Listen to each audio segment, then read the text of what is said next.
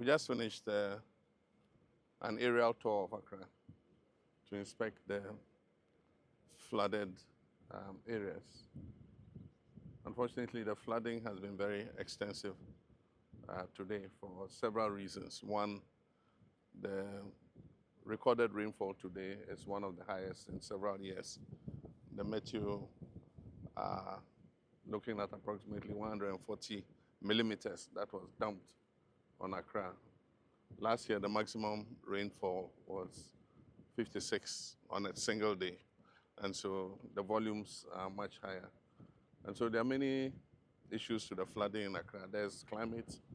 If you look at the rainfall pattern from 2024, 2025, 2026, you see that increasingly every year we're getting more rain in Accra than we used to get. GMET say that in 2024, for a period of 30 days in June, we had 85 millimeters of rain. And then in 2025, it increased to 172. And then in 2026, for the same 30-day period in June, it increased to 333. And so the waterways are not getting a chance to recover before more rain is dumped. And the wet days are more. Out of 30 days, 22 days, it kept raining. And so there were only 7 dry days or 8 dry days in June. And so that's the climate side. That is an act of God that we can't control. But then there's also the engineering and the man-made causes.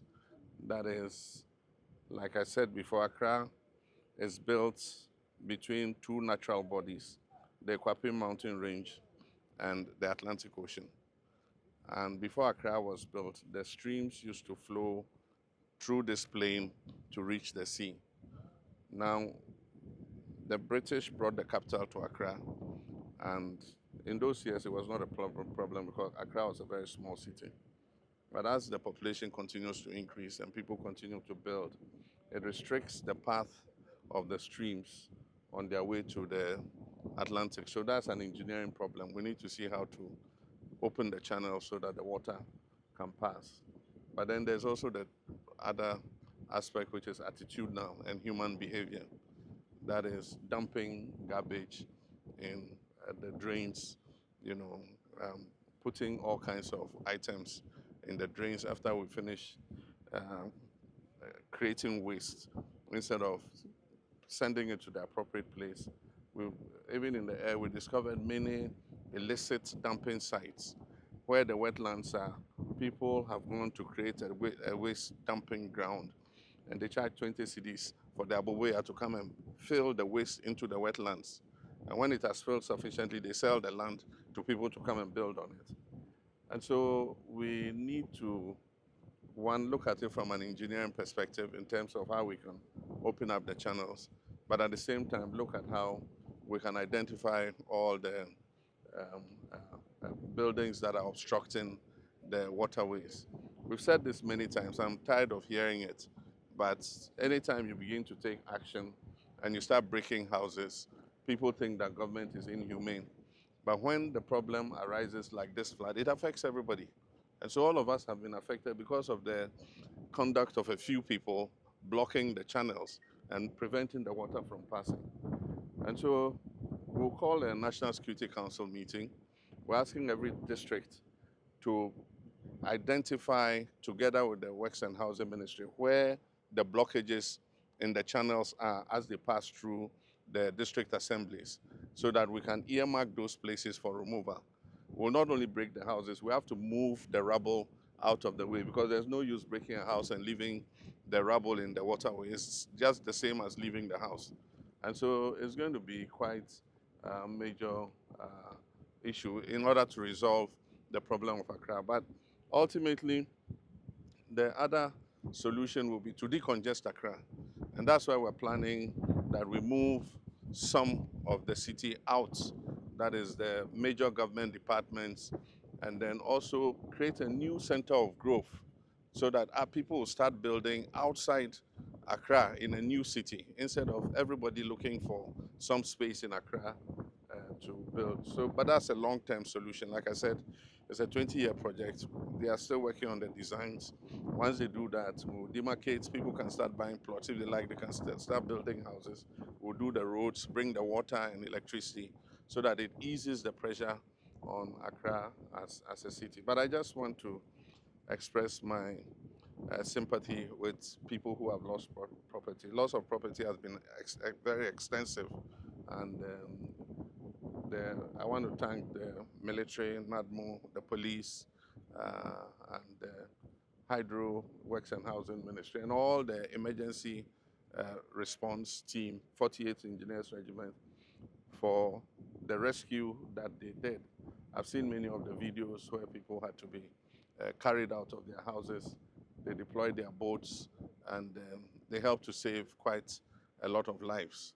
NADMO will do what it can to try and identify the victims and see how we can just support them in a way in the next few days.